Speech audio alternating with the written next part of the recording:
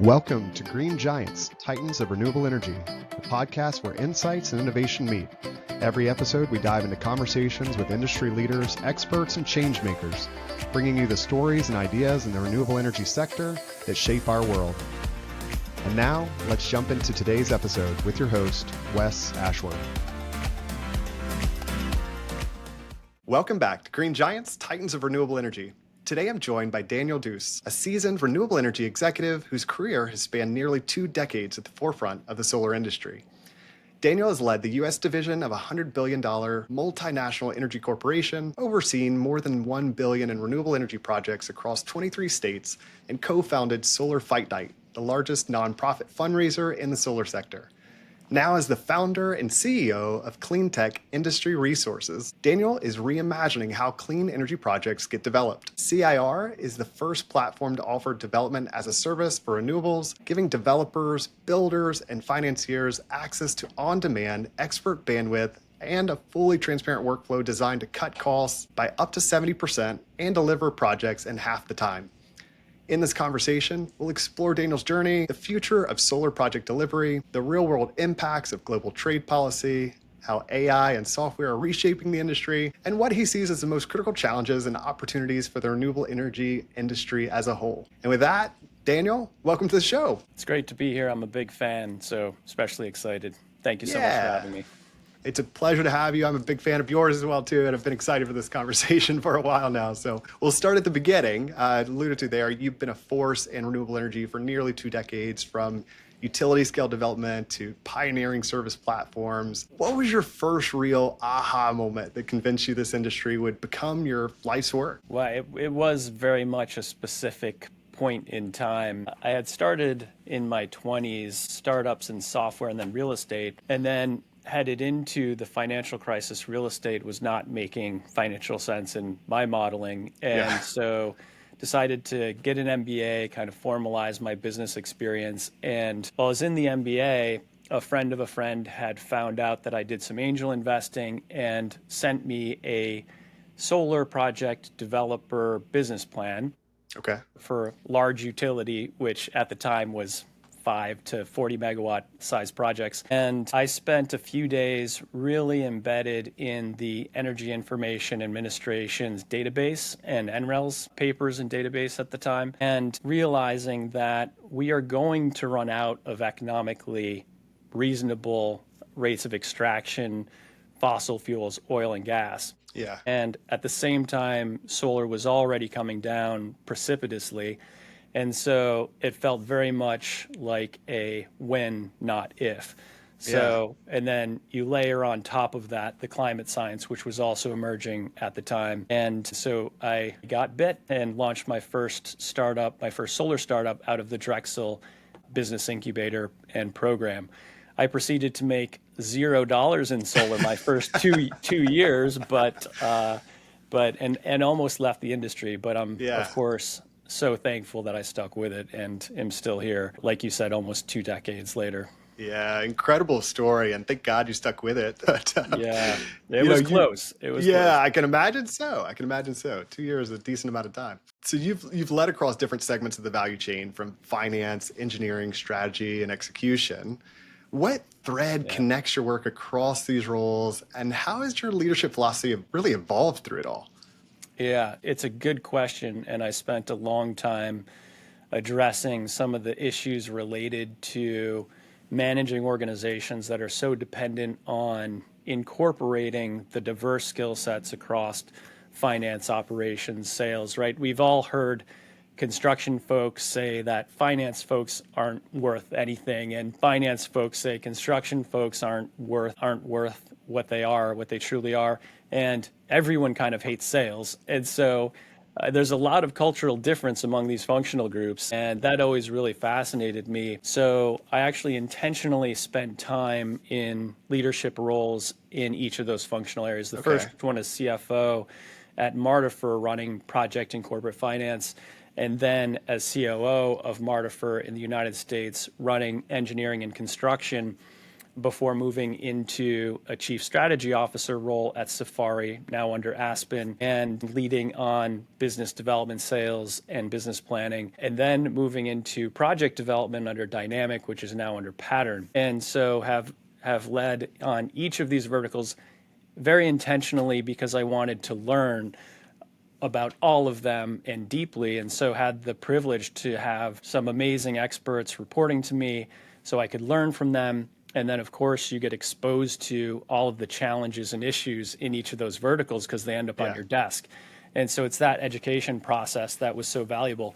The thread through it all, this is a great question. I'll never forget when I started leading my first large team, I was 29, 30, and I think all of my direct reports were older than I was. So I was trying to read every management textbook I could get my hands on. I think built Martifer to be about 80 folks managing around 1,000 subcontract laborers across the United States. And my favorite management book is actually Creativity Inc. by Ed Catmull. And I was running through an airport, grabbed a copy, didn't even realize it was a management book because I has a picture of Buzz Lightyear on the cover. What Ed he crystallized a lot of what has become my core management mentality, which is, he says that the manager's number one most important job is to create a psychologically safe space. And especially then, that was not a very popular topic of conversation around in an MBA, for example. I'll never forget the first meetings where I started implementing some of his recommendations. So, for example, going around a conference table and soliciting feedback during or towards the end of a meeting, because mostly it's been type A personalities, 20% of your folks contributing 80% of the discussion. But when you really create that space and solicit that feedback, then you hear from everybody.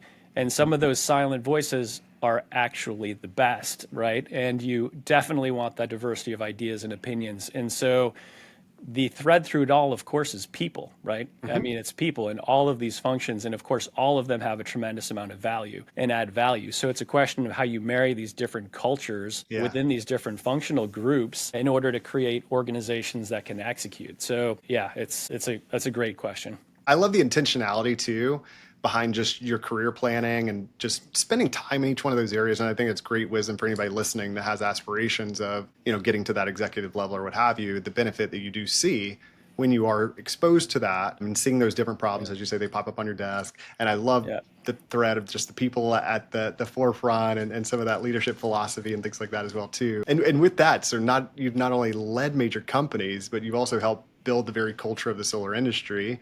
And one of those powerful examples is Solar Fight Night, which great name, by the way. But let's shift gears, talk about how that event came to life, what it's meant for the community. So you launched Solar Fight Night at a time when solar was still seen as fringe. What was the core frustration or need that inspired you to create a space for industry veterans and upstarts to come together? Yeah.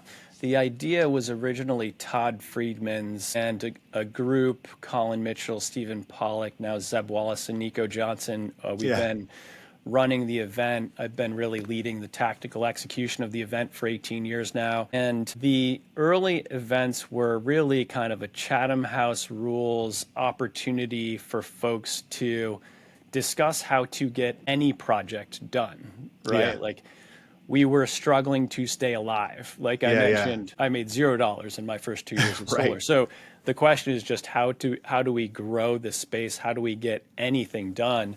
I'll never forget in one of the early fight nights, I had signed a 100 kilowatt project with the city of Santa Monica, and everyone is like, "Oh my, that's such a big project, right? How are you gonna actually execute?" And so at first we didn't have any clients. It was how to tell the story, how to sell the product, how to get projects on the table, and then we had the American Recovery and Reinvestment Act and the cash grant there. So we had some attractive economics and some interested clients. Then it became, how do we actually build these projects? You couldn't hire project managers who had done some of these projects before because they're the first of and largest of. And then after we had some projects and some execution experience and the cash grant was winding down, then you had to figure out how to do very complex tax equity project financing. So the genesis of the name Fight Night is that it's been a struggle. It continues to be a struggle, as we Right. have learned very viscerally the last week. Yeah. And it will continue to be a struggle. So it is Yeah. a fight. We get everyone together to try to celebrate our wins. Sure. Sometimes with your head in the trenches, you just forget to take a breath, look up, Yeah. connect outside of the grind, right? And so that's definitely still a piece of it.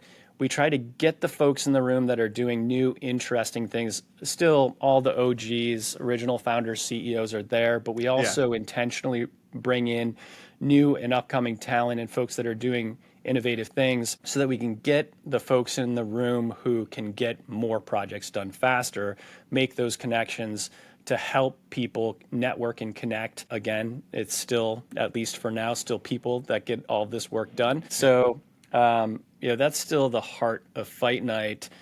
For me, it's a rejuvenation and a re-energizing for the year to come. You can read about these headlines of the stupid things that humanity does every day, right? Yeah. We're all doom scrolling once in a while. Hmm. Fight Night, you go and you remember that there are a lot of people out there fighting the good fight every day. Yeah. And so I think that's why it's such a highlight for folks. It's often called the Met Gala of industry events, and why, despite ups and downs, we've broken attendance records every single year for 18 years in a row, which is pretty phenomenal, given, of course, that we have a solar coaster, right? Exactly. It's so incredible. One of my favorite parts of this industry is the community and just kind of like how small it is. And even that, just getting together, especially when early on is like really tough and helping solve problems together. And you're still doing that now, which I think is just absolutely incredible. But to that success, I mean, it's over, I think, 14,000 attendees, nearly 2 million raised. I think you've already said it, but if there's anything else in terms of what makes Solar Fight Night more than just another industry event, and then, what's its emotional or cultural resonance in the sector? And I think you shared a lot there, but anything else to add?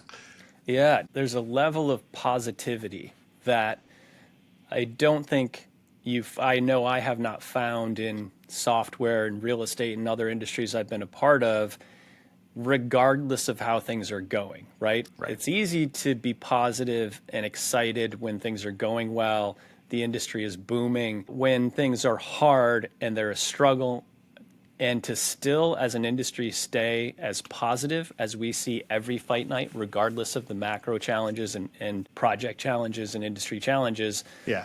that's very different, to your point about communities. So, yeah, Fight Night is certainly a highlight. Tickets will go on sale in June, so look forward to seeing everyone there. Again, this Yeah. year, amazing venue, and we have a lot of fun. Last year we had about a 12-foot tall sun god on stilts in live Yes. performance and show. That's awesome. This year, the theme is superheroes because, as far as we're concerned, if you are still in this industry after the ups and downs, then you deserve superhero status. And I so we're going love to it. celebrate. We'll have a lot of live performance. Do hope folks can attend, celebrate, and we'll be donating to a series of amazing charities. The Honnold Foundation, which is doing phenomenal work bringing these technologies to the most underserved communities. Solar Energy Industries, SEI, which is doing a great training for new talent and advancing talent of folks in the industry, and also the Footprint Project, who is deploying solar generators in response to disasters and storms to help ensure that those are not being powered by diesel generators that are Yeah. creating the problems in the first place. Yeah. They're also deploying solar-powered cell networks so that first responders can have cell service while they're doing their work. Just an amazing organization. So every year we raise as much as we possibly can. We pay for the event, and then we donate the rest to an industry 501c3. So really looking forward to the event again this year. Yeah, absolutely incredible. And I'll be sure to link that more of that in the show notes as well, too. So please go and check that out. Incredible work you guys are doing there. And the solar community has celebrated some big wins, also lots of challenges, and we face its share of headwinds and continue to. And I think there's a part of it, you mentioned optimism. You almost have to be an eternal optimist to be in this. You have a true heart for it, which I love. But to pivot now to some of those challenges you're seeing on the ground today, especially around tariffs, policy uncertainty and how those ripple through the economics of project development as well too. So you're in the trenches with procurement across multiple global markets.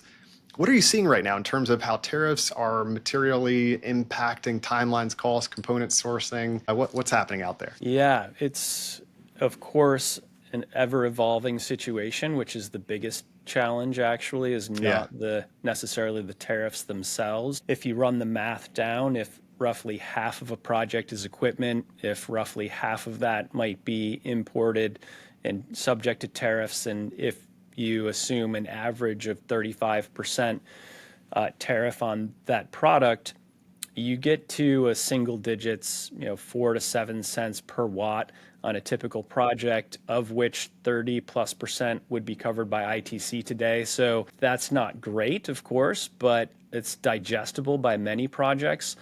The bigger issue is that folks either want to wait to either not pay that tax, or they don't have a choice, and they're moving forward now and absorbing that cost if they can. But the challenge, of course, is what happens if the tariff regime changes after they purchase. So it really creates a challenging situation. So it's the inconsistency that we've seen and the lack of predictability. I think that's more impactful than the actual values, which is unfortunate because, of course, it's also really self-inflicted, right?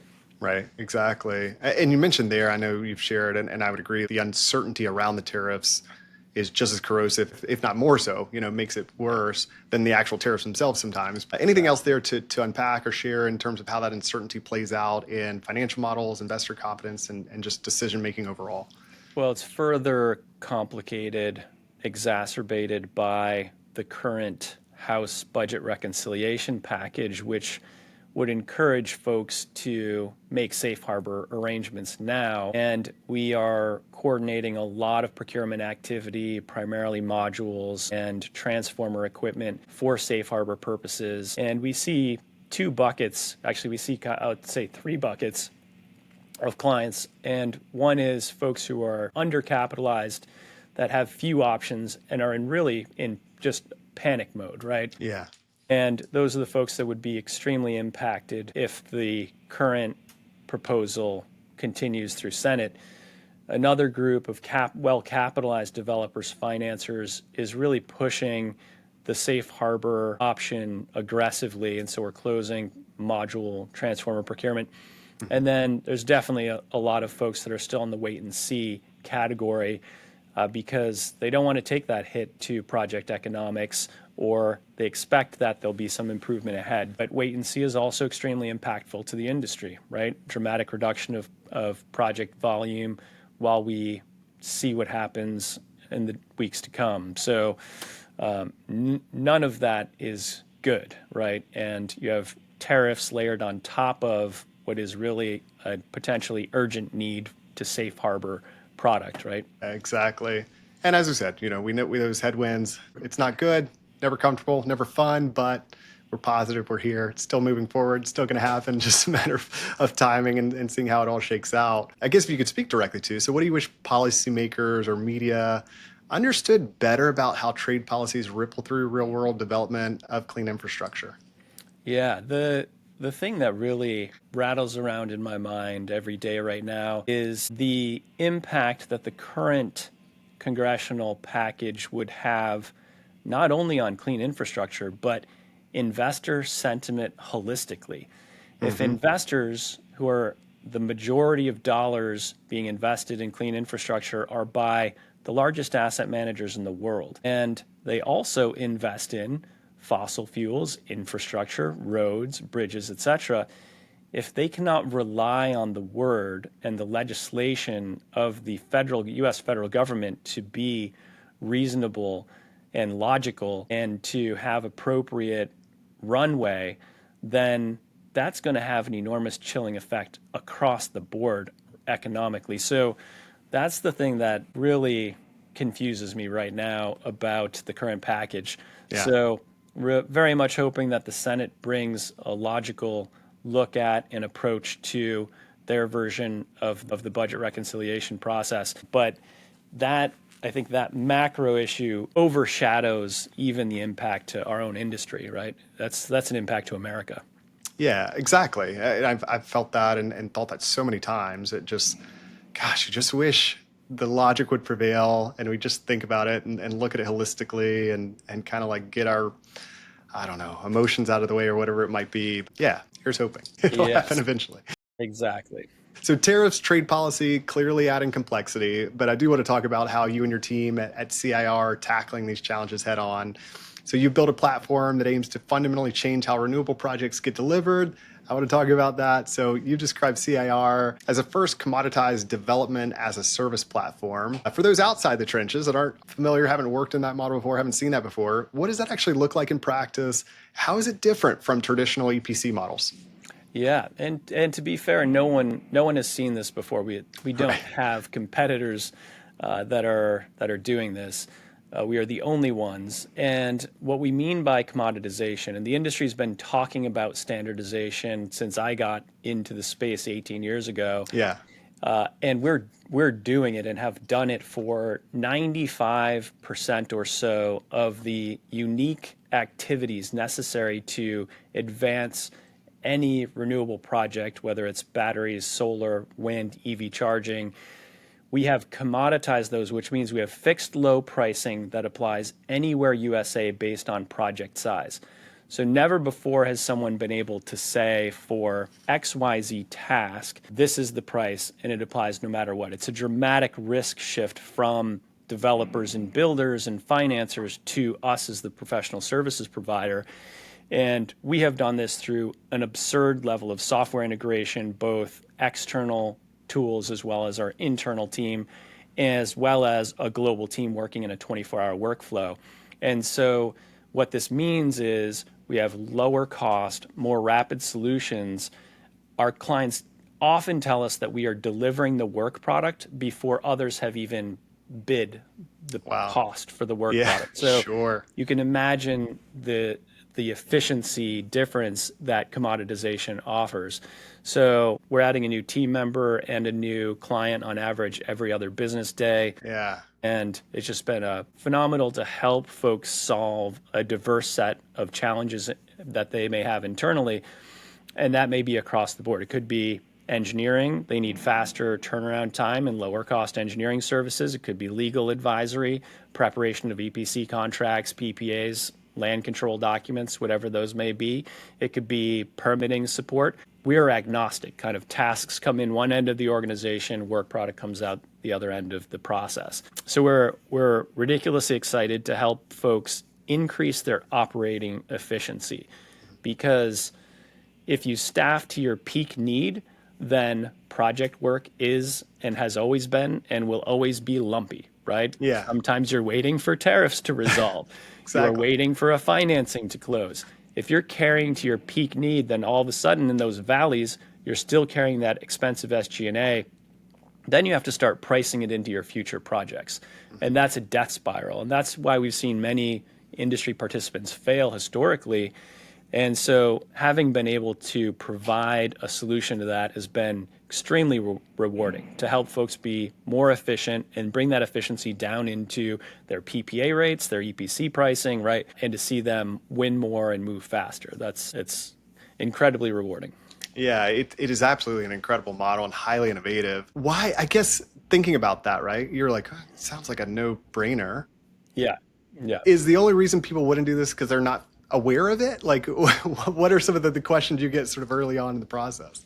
Yeah. So first of all, there's an inherent question of why hasn't this always existed, right? Exactly, yeah. And it could not have existed until just the last few years. Yeah. If you go back 5 years ago, the software tools were not as good as they are now. And they weren't able to integrate those software tools through custom databasing, API, et cetera. And now we can. And managing a complex global team was not easily done 5 years ago, 10 years ago. Yeah. Now, again, with the software tools, even simple applications like running email and communication through AI tools to ensure that they're accurate, the English is perfect from a global team, and there's no miscommunication. Again, these are brand new tools. So to be fair, the model could not have existed before now. It's very much a time and place thing. On the client side, our close rate from getting on a cold call, first call, with a developer or builder or industry-focused financer to having signed customer agreements is in excess of 50%, some months 60%. Wow. I think last week our loan sales guy had 3 or 4 single call closes. So the need is very much there. And so we're very excited about that. And again, it all goes back to helping teams do more with less, get further faster, which translates into more projects done, right? Yeah, absolutely incredible stuff there. And I know one of the differentiators we've talked through previously was just around some visibility, transparency. I know most firms treat their internal systems really as a black box and don't share anything. Why did you choose to give your clients full visibility into your internal CRM and task manager workflows? Yeah. What's been the most surprising effect of that radical transparency? Yeah, and it's not just the workflows, it's also intellectual property. So we readily provide our intellectual property to our clients. Our design standards and specifications are all open to all of our clients. So they may adopt them or they may give us feedback and we may incorporate their preferences. But even our IP, we give freely to our clients to help them. We are often helping residential installers move into the commercial market. We're helping finance folks go further into the development process. We're helping developers finance their projects. And so providing that IP access to folks who need it when they need it is really valuable. But to your point about ruthless transparency, which is the core of our execution model, we give every one of our clients access to our own internal CRM, for example. This is where we're managing our team's time down to real time, down to the minute. They're logging in and out of these unique tasks. Our clients see exactly the status of every task assigned to us, who's assigned to it, how it's scheduled and prioritized, the chatter related to execution of that task.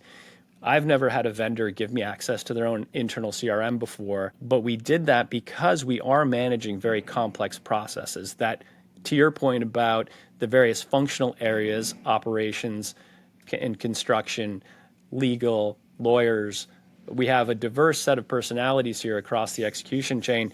We felt very, very strongly early on that providing this ruthless level of transparency was critical. Some surprising outcomes. Certainly, it makes our team feel like an immediate organic extension of our customers' team, those who really get and understand the value. They can take their team from one team member now becomes 150, right? They need access to an engineer, they have it. A lawyer, they have it. A developer, they've got that. And so really helps expand their capabilities and reach. We've had some funny and very interesting learnings because of the efficiency of our process. For example, we've run into many circumstances over the years where within the client's organization, if there are any issues or breakdowns in communication or deployment, will actually get blamed because the internal team doesn't want to necessarily take responsibility for a delay. So then they'll blame a delay on us. It's like, well, actually you didn't sign off on the task or we didn't hear back on an RFI. So it was surprising because we become so integrated. We see so deeply into our client organizations that we see breakdowns, and these things happen, but that's been surprising. Right. I would say. No, incredible, like just differentiators and how you're going about it. And it's just, you've obviously found just a sweet spot and a need. And I know you've called CIR the tool I always wished I had, which exactly great place to start for creating a product or solution. But can you share a concrete example or story or moment where you realized that the traditional model was a bit broken and you needed this level of reinvention essentially? Yeah, well, I mean, very early on, the first organization, Martifer, when we launched, and again, we launched directly into the cash grant, right? This is like tremendous amount of tailwinds, really abundant financing, simple financing. And so we built a large, complex organization because, to be fair, we did have to. We couldn't hire external parties who had executed. We executed Hertz rental car agencies nationwide, solar for those. I think it's still probably the largest on-airport solar portfolio. you couldn't hire project managers who had been on airports across the country managing solar integration, right? That we were doing Jefferson County public schools, 30 schools, simultaneous deployment. I think it was the largest public schools portfolio in the country at the time. Again, you couldn't hire an engineer, a project manager, an integrator who had done any of those things. So we hired up a large, complex internal legal team, an engineering team, an operations team. And then as the cash grant days are winding down and we have more complex project financing, we have lower bandwidth, that became a burden very quickly, right? And you see this consistently across the majority of organizations who have failed in the space. Really, if you dial in, this is probably one of the most common reasons why organizations have failed. Yeah. So yeah, it's very much was a tool that I wish that we had so that we could keep a tight, consistent focus on core competency and the highest value add for us in our organization, and then have a partner where, some of our clients will send us 35 sites for 10% engineering, due diligence packages, financial modeling, et cetera, and they need it in 5 business days. Yeah. And we can do that, and then we won't hear from them for a month or two. And that's fine, no problem. And then we'll hear from them again for energy modeling, whatever the task might be. And in the meantime, they haven't had to increase their SG&A. They have not had to build permanent bandwidth where flexible bandwidth was more than adequate. So we love providing that efficiency, and it's really the heart of the value add. Yeah, absolutely. And something you touched on earlier is just the technology has evolved so much and has allowed this to exist, right? That couldn't have existed, 5-10 years ago. But it really stands out how much this innovation is powered by technology. And I'd love to dive a little bit deeper into the tech stack and AI-driven workflows you're building at CIR and how they're shaping the future of clean energy execution. So you're not just using software, you're building around it. And what are some of the specific AI-driven tools or workflows your team is deploying that are just changing the speed or scope of what's possible in project development? Absolutely. And they apply all the way from site diligence all the way through construction management. So, for example, a site-specific due diligence report that we run, 60 to 80-page diligence report covering everything from topography, soil content, interconnection options, threatened endangered species, all these critical binary issues that can drive either success or cost implications to a project. That used to take us 30 to 35 man hours across a team of lawyers and developers and analysts. Yeah. And now that same report takes us about 4 to 5, maybe 6 hours. Wow. And the content has increased, not decreased. And the difference is AI automation and our internal tools. There's a reason our most recent hire was a master's from Rochester Institute of Technology's brand new AI program, their first cohort. Yeah. Because this is really where we're seeing tremendous gains in efficiency, speed of execution across all elements of the value chain. So it's exciting.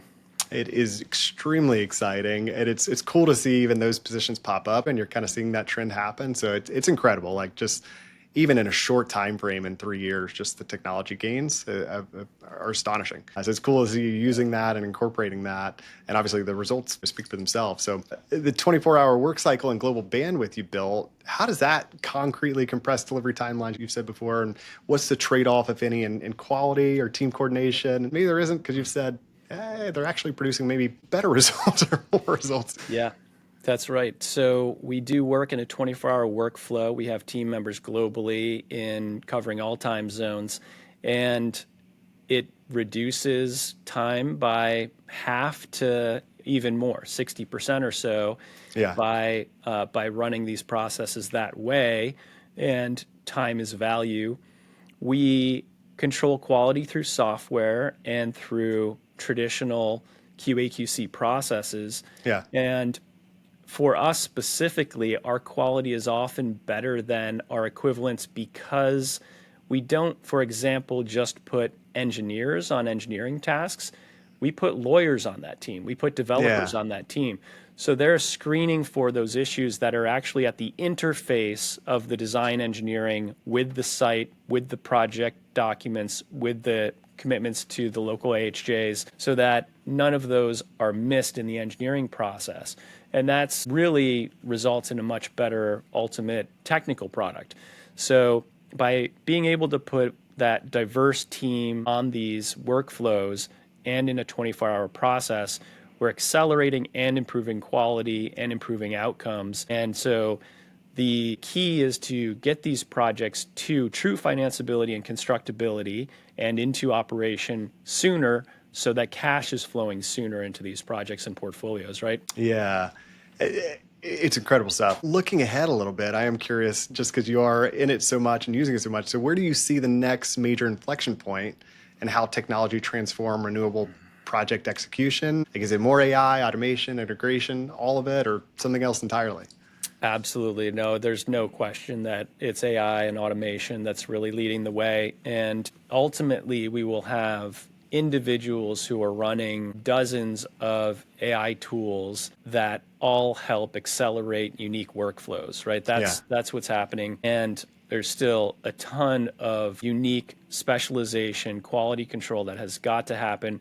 The complexity of energy projects, these are among the most complex infrastructure projects in the world. Right. The interface of these projects with grids is extremely complex. There are no software AI tools that are fully automating any of these workflows, but they're certainly cutting down the time necessary to crunch the math, to run engineering scenarios, run more scenarios faster. So that's certainly an enormous part of what's enabled us to do what we've done in commoditizing those workflows. Sure. There's, quite simply put, we would not exist without the myriad of software tools internally and externally that we operate. Yeah, I heard somebody quote one time, and just put it simply, but AI won't replace you, but someone that knows how to use AI will replace you. So it's a very important, and like, you got to stay in the driver's seat and know what you need to do and how you need to direct it and how you can incorporate all those tools. And, there's quality checks and all those kinds of things that keep it in. But the power it gives you behind that is just astonishing. So it's important everybody in the industry continue to gain that skill and continue to explore it and use it more. Thinking a little bit more about the future, so there's still many myths and misconceptions about renewables that hold the industry back. Oh. I'm glad that there are less. There are still a lot. We'll tackle a few of those head on. I know you have some strong takes on what the public and even some insiders get wrong. So what are your big talking points is debunking the myth that renewables are too intermittent to be reliable? We hear this all of the time. You've argued that the grid has always been built to accommodate intermittency. Can you walk us through that logic? Arguably the core backbone of the grid are peaker plants, right? Mm-hmm. Which may operate hours a year. And so for renewables to get this bad rap as an intermittent resource is ridiculous. The entire grid infrastructure is built specifically to accommodate and rely upon intermittent resources. So that's extremely frustrating. And of course, we know has no basis in reality. We all know solar is the lowest cost electron ever produced by humanity. And this myth that it is expensive is really frustrating. I think we face an enormous misinformation environment within the algorithms of social media that is an existential threat, arguably to humanity, but certainly to renewables, where folks are not doing the research to fully understand the issues, and others are actively promoting in order to get eyeballs or clicks or to obtain some objective are promoting misinformation. So, and what is really painful, of course, is the impact this is going to have to the rate base as utility ratepayers nationally. The Congress's current budget reconciliation package, estimates, would increase energy rates on average 10% within 12 months, not years, right? Yeah. Months. And I think that's conservative. I think that, in fact, what would happen is the industry at large would immediately begin to renegotiate its PPAs, adjust those, still be the low-cost provider, but see immediate impact to utilities and to commercial consumers. So that's sad, and I hope it doesn't happen. Yeah, good ones there. You started with a couple, and I agree wholeheartedly with what you shared there. You also hear it's often assumed that the renewable energy is just filled with progressive idealists. The talent landscape reveals a far more diverse group. I talk to these people all the time. Who are the people actually driving the energy transition forward? Yeah, my great grandfather was the president of Michigan Tech University, which is a coal mining school. He was a coal mine engineer. He helped design the coal mine exhibit at the Science Museum in Chicago. So, No kidding. but if he were alive today, I would bet $1 that he would be a solar engineer and Yeah. promoting renewable energy technologies. Things change, technologies change and evolve, and we need to too. So certainly, as we discussed right out of the gate, it takes a diverse set of people to execute these projects, and that's across the board. So we've hired people from all walks of life to help support execution of these projects, from boots on the site to finance folks in the office and everything in between. So yeah, we don't succeed in a bubble, that's for sure. Whereas I certainly am a tree hugging hippie. We hire probably a minority of those across the organizations, right? Yeah. And it's amazing too. Like you're seeing in the industry all political views, all different takes, people that are just pure business people, business minded, which is great. I mean, I think that's the next evolution of the industry where it's not just, one segment that's really promoting it, but it is really becoming a very wide, diverse industry across all different, views and what have you, which is great. And so I love seeing that. So we've debunked a few myths. I want to bring us back to a little bit bigger picture, giving market momentum, challenges you've seen on the horizon, things happening now. How are you feeling about just where the industry's heading in the next few years? We'll fast forward out a few years out. Like, what's your sentiment? What's your thoughts on where it's headed? No one has a crystal ball, but I'll pull mine out now, my mythical crystal ball. I am really hoping that the Senate puts some logic and reason back into the budget reconciliation process. We see the bring back of a step down and phase out. We see start of construction versus placed in service.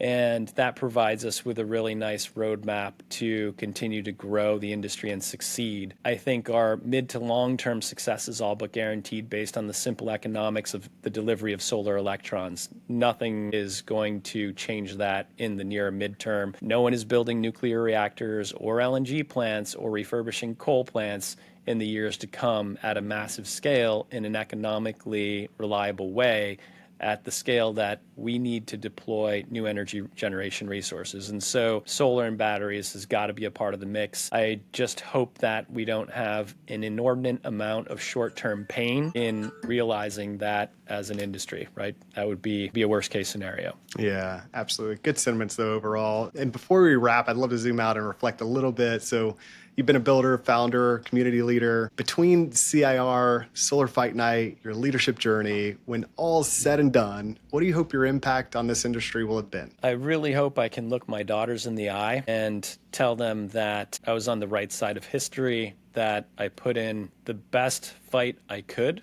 for a cleaner, healthier environment that was more democratic in its access to one of our most fundamental resources, energy and clean air and clean water. And so that's really what I hope for myself and my teams. I think it's at the core of our mission holistically to do more, better, faster. So I think that drives me every day.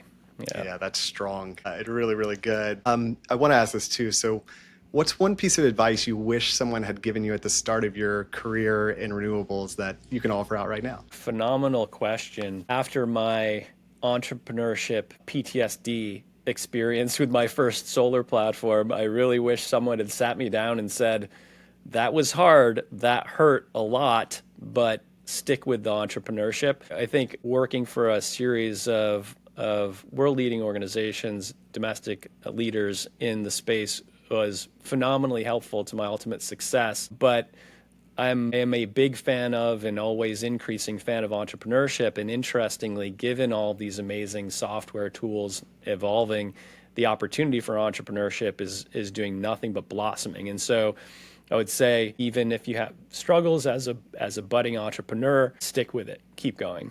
Yeah, I love that so much, especially if you have the itch, right? I mean, you just know if you've got that entrepreneurial itch, it's not going to go away.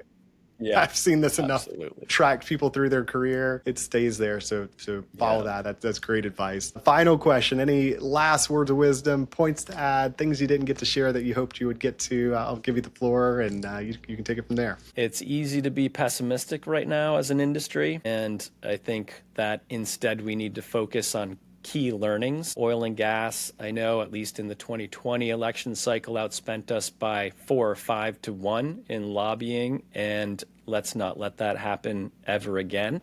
I think we need to stay positive, as hard as it can be sometimes, and double down.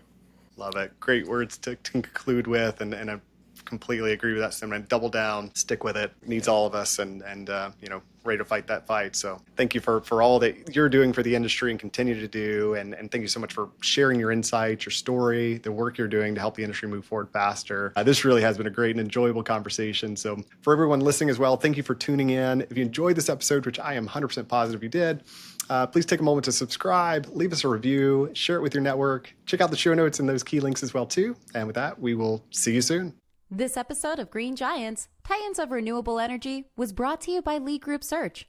If you enjoyed today's discussion and are looking to recruit top talent for your company or find your next career opportunity in the renewable energy sector, visit leadgroupsearch.com.